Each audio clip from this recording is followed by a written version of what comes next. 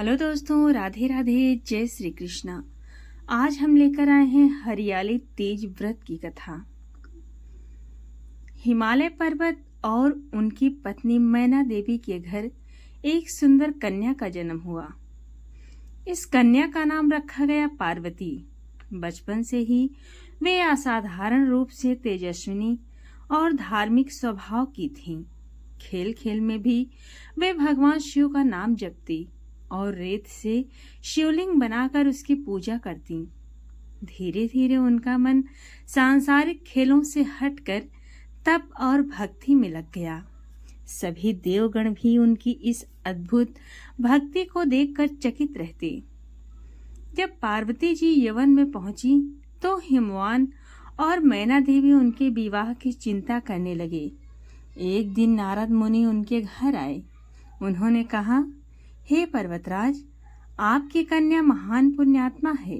इसका विवाह यदि भगवान विष्णु से हो जाए तो सबसे उत्तम होगा। माता पिता ने यह प्रस्ताव स्वीकार किया, लेकिन जब पार्वती ने सुना तो वे गंभीर हो गईं और बोली, पिता, मैं तो जन्म जन्मांतर से केवल शिव जी को ही अपने पति मानती आई हूँ। मेरा विवाह उनसे ही होगा। ये सुनकर परिवार अचंभित रह गया। पार्वती जी ने माता पिता से कहा, आप मुझे तपस्या करने की अनुमति दीजिए। मैं शिव जी को पाने के लिए कठोर साधना करूंगी। हिमवान पहले तो संकोच में थे, परंतु पुत्री की दृढ़ता देखकर सहमत हो गए। पार्वती जी घोर जंगल में चली गईं और वहीं रहकर तप करने लगी। उन्होंने प्रतिज्ञा किया कि जब तक शिव जी को पति रूप में प्राप्त न कर लूंगी तब तक भोजन, सुख सुविधा और आराम का त्याग कर दूंगी। पहले वर्ष पार्वती जी ने केवल फल फूल खाकर तपस्या की। दूसरे वर्ष उन्होंने केवल हरी पत्तियां खाकर जीवन यापन किया। तीसरे वर्ष उन्होंने घास और सूखी जड़ों पर जीवन बिताया। चौथे वर्ष केवल गंगा जल पिया। पांचवें वर्ष से तो उन्होंने अन्न, फल, जल सब का त्याग कर केवल वायु सेवन करना शुरू किया। उनकी तपस्या इतनी कठोर थी कि देवगण भी उनका सम्मान करने लगे। भगवान शिव ने पार्वती की भक्ति की परीक्षा लेनी चाहिए। उन्होंने शायद मुनि नारद को भेजा। नारद मुनि ने पार्वती जी से कहा, हे देवी, आप किस तपस्या में लगी हैं? शिव तो भस्म से ढके, सर्पों को आभूषण बनाए, बैल पर बैठने वाले विचित्र रूप वाले देवता हैं। उनका जीवन कठोर है। वे गृहस्थ जीवन के योग्य नहीं है। पार्वती जी शांत भाव से बोली, हे नारद मुनि, चाहे वे कैसे भी हों, मेरे लिए तो वे ही सर्वश्रेष्ठ पति हैं। मैं उनसे ही विवाह करूंगी। नारद मुनि शिव जी के पास लौट आए और उनकी अटल निष्ठा का वर्णन किया। शिव जी पार्वती की तपस्या और उनके दृढ़ संकल्प से प्रसन्न हुए। वे पार्वती जी के सामने प्रकट हुए और बोले, हे पार्वती, तुम्हारी तपस्या से मैं अत्यंत प्रसन्न हूँ। आज से तुम मेरी अर्धांगिनी हो। मैं तुम्हें पत्नी रूप में स्वीकार करता हूँ।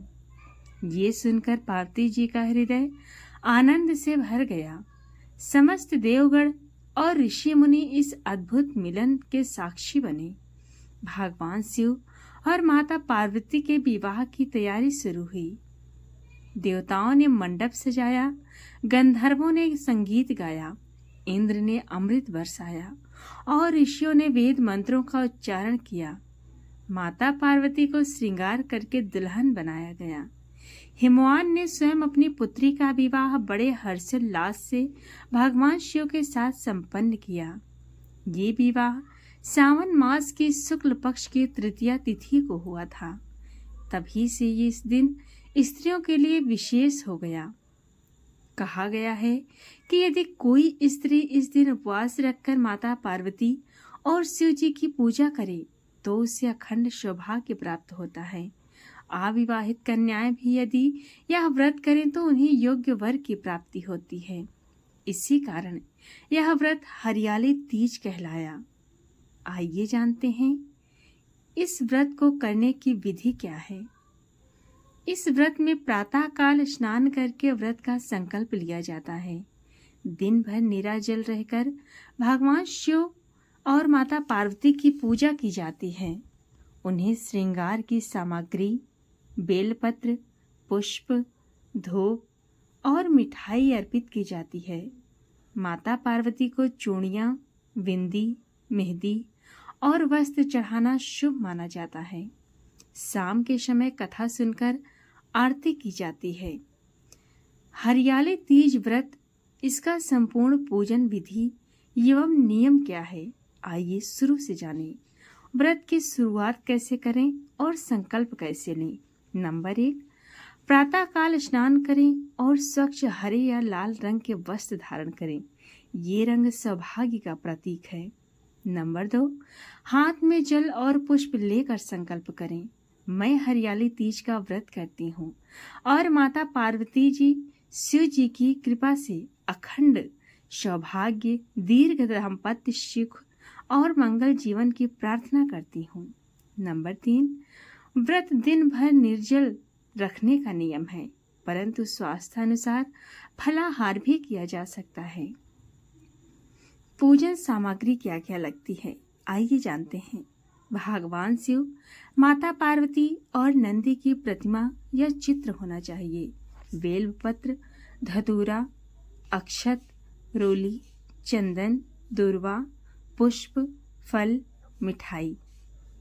श्रृंगार सामग्री, चूड़ियाँ, बिंदी, काजल, मेहंदी, कंघी, बिछिया, वस्त्र। दीपक, अगरबत्ती, जल से भरा कलश, तांबे या मिट्टी का छोटा शिवलिंग यदि उपलब्ध हो तो। इसका पूजन विधि, पूजा स्थल को स्वच्छ करके कलश स्थापित करें। शिव पार्वती और नंदी की मूर्ति या चित्र को चौकी पर रखकर उन पर गंगा जल छिड़कें। दीपक जलाकर पूजा आरंभ करें। सबसे पहले गणेश जी की पूजा करें। शिवलिंग पर बेलपत्र, जल, दूध, दही, शहद, घी और गंगा जल से अभिषेक करें। माता पार्वती को श्रृंगार की सामग्री अर्पित करें, जैसे चूड़ी, बिंदी, मेहंदी, सिंदूर, वस्त्र, पुष्प, अक्षत और धूप दीप अर्पित करके शिव पार्वती की आरती करें। हरियाली तीज की व्रत कथा सुने या पढ़ें और अंत में पति की लंबी उम्र और सुखी दाम्पत्य जीवन की प्रार्थना करें। व्रत का समापन, रात्रि में शिव पार्वती की दोबारा आरती करें। अगले दिन ब्राह्मणों या किसी सुहागन स्त्री को वस्त्र, श्रृंगार सामग्री, फल, मिठाई आदि दान करें। उसके बाद व्रती स्वयं भोजन करें। हरियाली तीज व्रत के नियम। व्रत रखने से पहले के नियम। व्रत से एक दिन पहले सात्विक भोजन करें और तामसिक भोजन में लहसुन, प्याज, मांस, मदिरा चीजों से दूर रहें। प्रातः काल स्नान करके शरीर और मन को पवित्र करें। हरे या लाल रंग के वस्त्र पहने। ये रंग सौभाग्य और मंगल का प्रतीक माना जाता है। आइए जानते हैं व्रत के दिन पालन करने योग्य नियम। सुबह स्नान करके निर्जल व्रत का संकल्प लें। यदि स्वास्थ्य अनुचित ना हो तो केवल फलाहार या जल ग्रहण कर सकते हैं। दिन भर भगवान शिव, माता पार्वती का स्मरण करें और सांसारिक विषयों से मन हटाकर पूजा, जप और कथा में लगाएं। व्रत के दौरान श्रृंगार करना अनिवार्य है। विवाहित स्त्रियां चूड़ी, बिंदी, सिंदूर, काजल, मेहंदी आदि का प्रयोग करें। पूजा में शिव पार्वती और नंदी की प्रतिमा स्थापित करें। बेलपत्र, धतूरा, श्रृंगार सामग्री और फल अर्पित करें।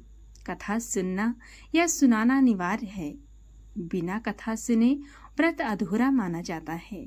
पति की लंबी आयु और सुखमय दाम्पत्य जीवन के लिए प्रार्थना करें। अविवाहित कन्याएं उत्तम वर की कामना करें। रात्रि में शिव पार्वती की आरती करके व्रत का समापन करें। तो कैसी लगी आपको ये जानकारी, कमेंट में जरूर बताएं और पसंद आई तो हमारे चैनल को सब्सक्राइब जरूर करें।